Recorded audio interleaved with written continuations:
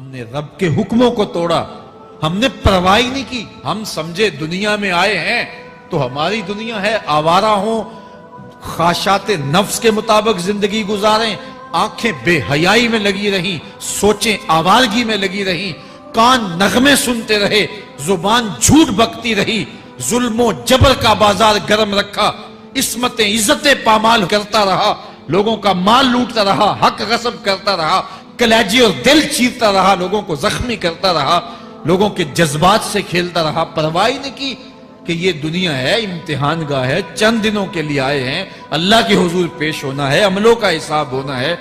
اب جب وہ دیکھیں گے کہ ہمارے ساتھ کیا ہونے والا ہے تو ان کے چہرے پہلے بگڑ جائیں گے. کیوں؟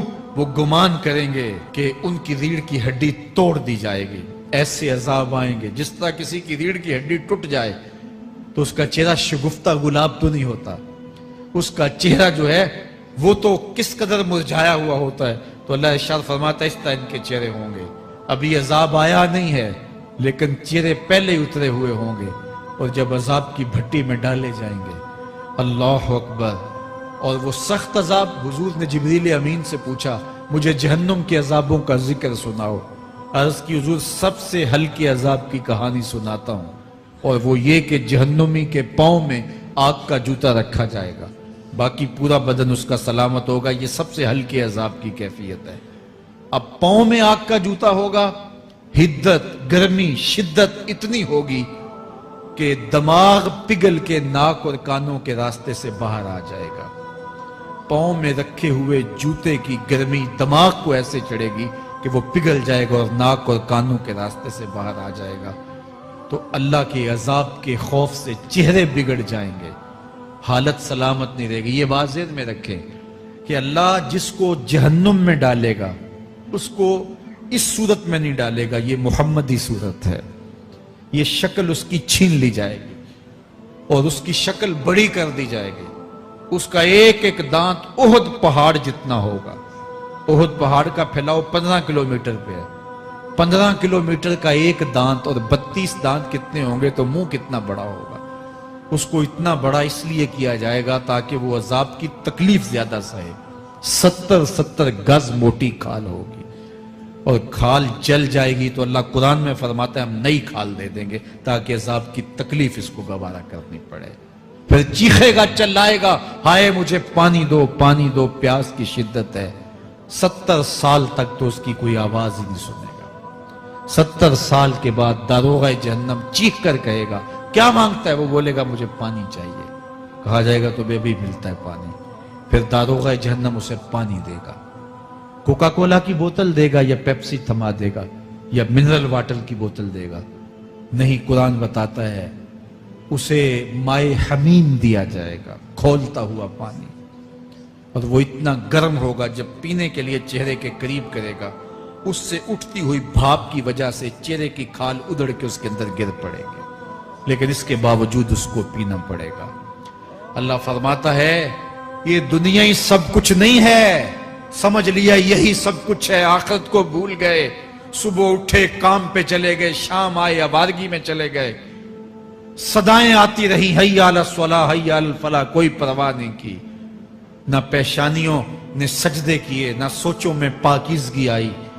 زندگی یوں گزار کے چلے گئے. ایسے نہیں، کہا ایک وہ ہوں گے جن کے چہرے شگفتہ گلاب ہوں گے، ایک وہ ہوں گے جن کے چہرے بگڑے ہوئے ہوں گے. اللہ اکبر. کلا اذا بلغت التراقی. یہ تو قیامت کا منظر ہے نا، قیامت سے قبل بھی ایک منظر ہے. اللہ اس منظر کو بھی بیان کر رہا ہے. کلا اذا بلغت التراقی. ہاں جب جان گلے کو پہنچ جائے گی. اے انسان تیرے اوپر وہ گھڑی بھی آنے والی ہے، وہ وقت بھی آنے والا ہے جب سانس اس ہنسلی میں اٹک جائے گا، جب سینے سے بھی سانس اوپر چلی گئی.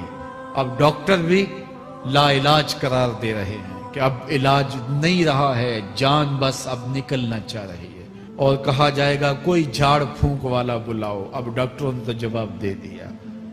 اب سانس اٹک گئی گلے میں، چند لمحوں کی مہمان ہے.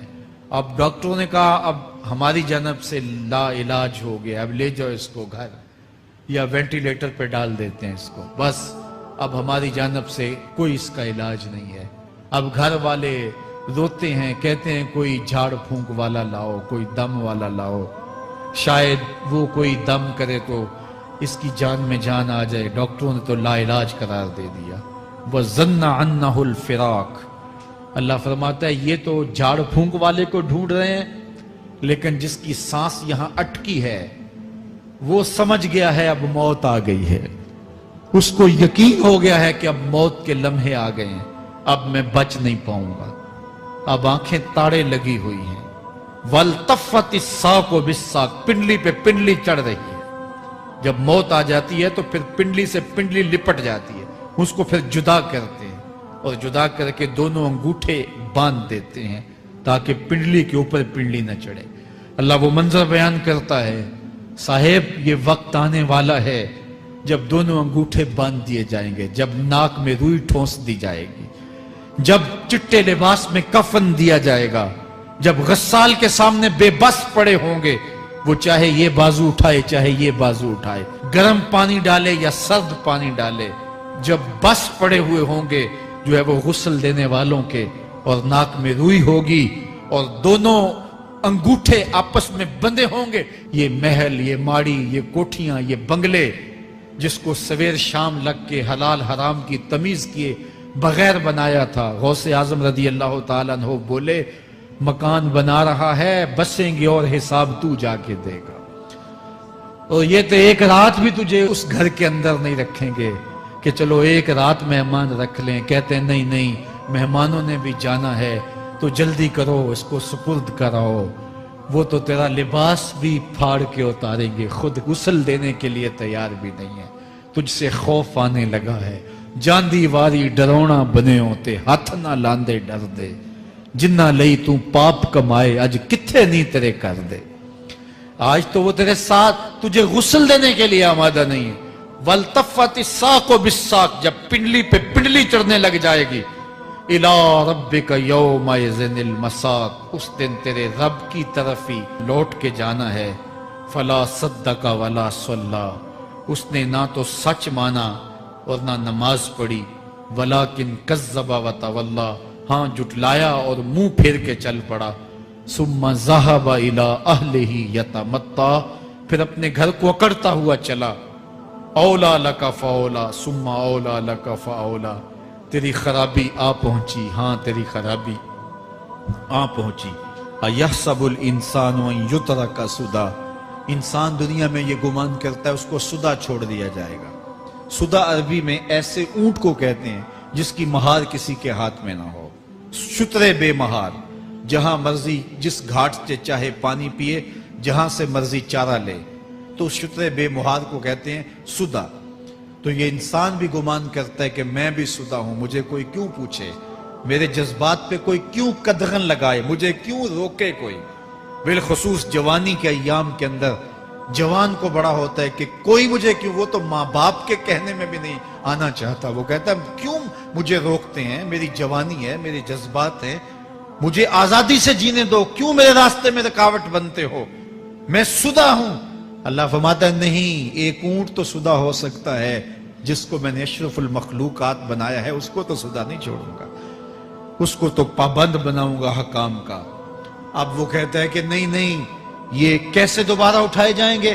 اب دوبارہ وہی بات پھر آ گئی.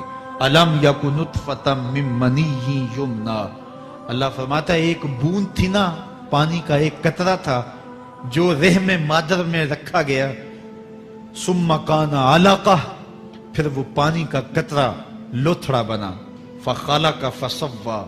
پھر اللہ نے اسے پیدا فرمایا اور پھر ٹھیک ہموار کیا.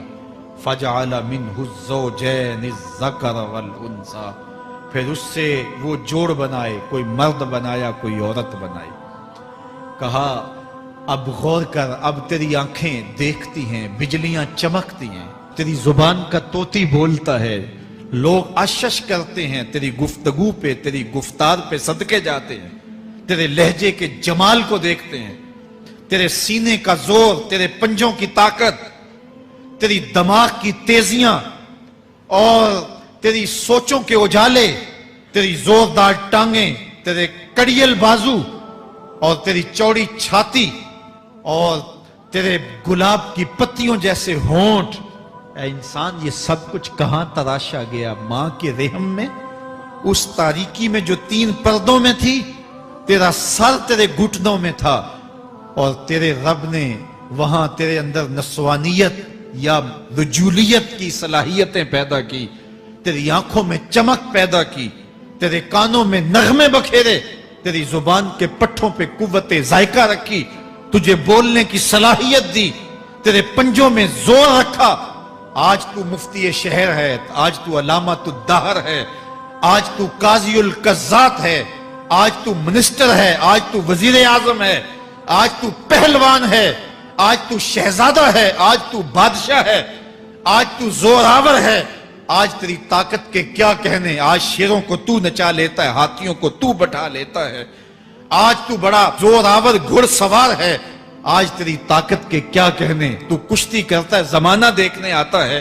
آج تیری طاقت کے شوہرے ہیں، تیری عظمت کے تنتنے ہیں، لیکن انسان تو ایک ناپاک قطرہ تھا اور رحم مادر میں تھا۔ تیرے اندر یہ رنگ کس نے بھرے؟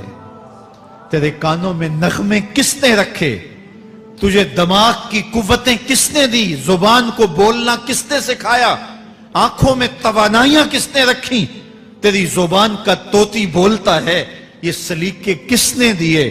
پھر اللہ فرمایا، کتنا زوردار بیان ہے، الیس ذالک بقادر علی ان یحیی الموتى، جو ماں کے پیٹ میں ایک نطفے کو ایک خوبصورت انسان بنا سکتا ہے، ہڈیوں کو جوڑ کے دوبارہ انسان نہیں بنا سکتا؟ کیا وہ دوبارہ تجھے کھڑا نہیں کر سکتا اپنے سامنے پیش ہونے کے لیے، جس کے حکموں کو تو نے توڑا ہے، جس کے فرامین کا تو نے مذاق اڑایا ہے؟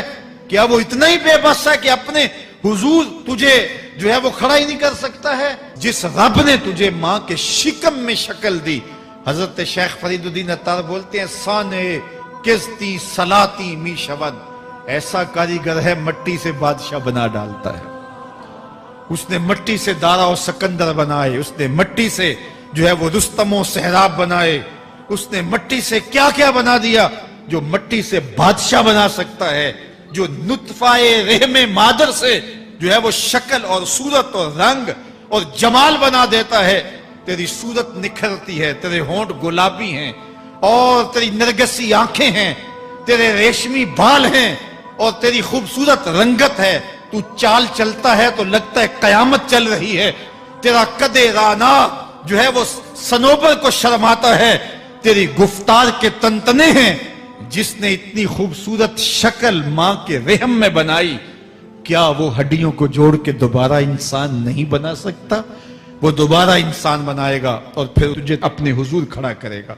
اور ایک حدیث میں آتا ہے، اللہ بندے کو اپنے حضور کھڑا کرنے کے بعد اپنے سامنے سے ہٹنے نہیں دے گا جب تک 5 سوال نہیں پوچھ لے گا۔ ان عمرہ ہی فیما افنا ہو، اس کی عمر کے بارے میں پوچھے گا، کہاں ضائع کی؟